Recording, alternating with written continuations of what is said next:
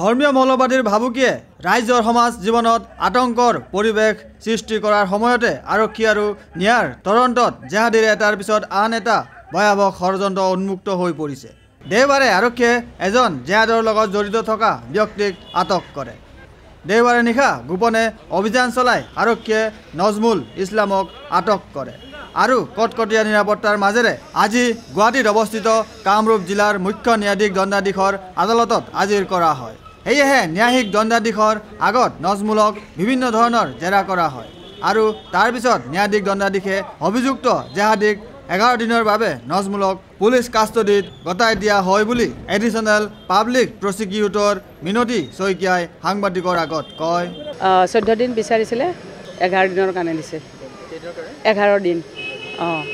তেওঁ মাষ্টৰ বুলি কৈছে, মাদ্ৰাছাৰ মাষ্টৰ, তেওঁ শিকায়, সেইটোৱে কৈছে। কাৰ্যকলাপ তেওঁ জড়িত বুলি কৈছে, তেনে ইনডাইৰেক্টলি আৰু স্বীকাৰ কৰিছে। তেওঁ জড়িত বুলি কৈছে। বৰপেটা ডিষ্ট্ৰিক্টৰ তাৰে তেওঁ মাদ্ৰাছা স্কুলৰ মাষ্টৰ বুলি কৈছিলে। আৰু তেওঁক যিহেতু এই বাকী এইজনক যে নাজমুল হকক যিদিনা প্ৰডিউচ কৰিব সেইদিনা একেলগে সেইকাৰণে তেওঁকো প্ৰডিউচ কৰিব। 11 দিনৰ কাৰণে পুলিচ কাষ্টডি এলাউ কৰিছে। Video' journalist Sushant Das, Sentinel News, Guwahati.